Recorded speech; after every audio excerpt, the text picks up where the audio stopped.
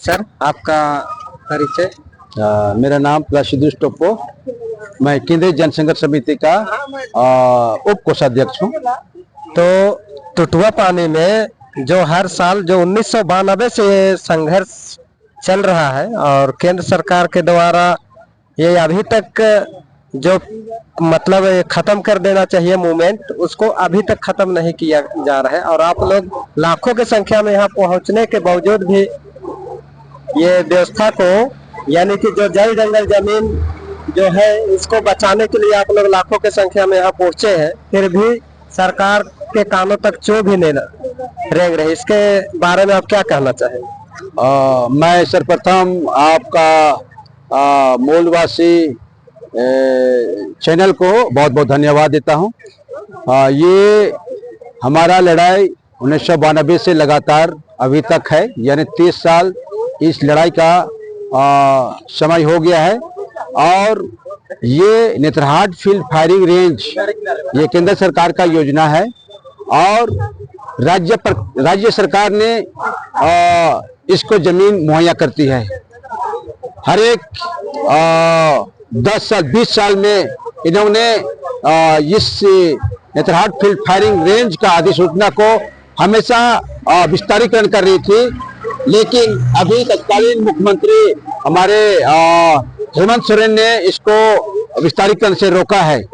और हमने सरकार से यही मांग किया है कि आप इस जो परियोजना को जितना जल्दी हो सके आप राज्य सरकार से ड्राफ्टिंग बना के जो स्थिति है, भौगोलिक क्षेत्र है, उस चीज को दर्शाते हुए ड्राफ्टिंग कीजिए और केंद्र सरकार तक इसको तुरंत पहुंचाइए, ताकि हमारा समाज, हमारा जल जंगल जमीन बचे।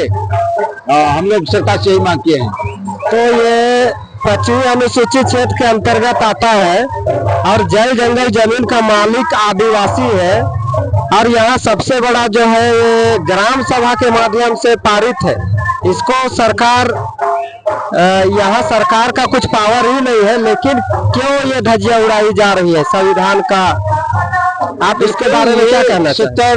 5वां अनुसूचित क्षेत्र है और 5वें अनुसूचित क्षेत्र में संवैधानिक अधिकार है। संविधान के माध्यम से यहाँ केंद्र सरकार का, राज्य सरकार का कोई भी कानून संवैधानिक नहीं चलता है, लेकिन सरकार ने आज तक यहाँ पर इस व्यवस्था को जमीन पर लोगों को नहीं बताया।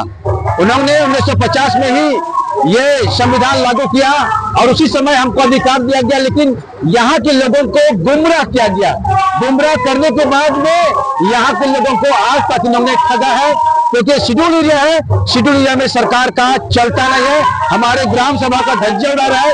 और आज हमारे क्षेत्र के लोग ग्राम सभा को दरअसल में नहीं समझ रहे हैं और ग्राम सभा की जो शक्ति है उस शक्ति को भी इन्होंने, हमारे ग्राम सभा के लोगों ने नहीं समझा है। इसी वजह से आज हमारा जो 5वें अनुसूचित क्षेत्र में जो ग्राम सभा का जो ताकत है, अधिकार है, उसको आज तक जमीन पर देखने को नहीं मिला है हमको। तो हम कहना चाहेंगे सर, जैसे 2024 आज 22 मार्च को यहाँ एकजुट हुए हैं लाखों लोगों की संख्या में और ये जल जंगल जमीन को बचाने के लिए, क्या 24 के बाद हम लोग का जो जल जंगल जमीन है उसको बचाने में कायम रह पाएंगे, या तो फिर हम लोग का जो अधिकार है वो ईवीएम के माध्यम से सारा चीज अधिकार खत्म किया जा रहा है? इसके बाद ईवीएम को आप क्या मतलब समझते हैं? सरकार को, जो अभी वर्तमान का सरकार है वो तानाशाही सरकार है। उन्होंने, वो सरकार संविधान को नहीं मानती है मेरे ख्याल से। और देश में, देश संविधान से चलता है, तो संवैधानिक जो अधिकार है उस अधिकार को सरकार को मानना चाहिए।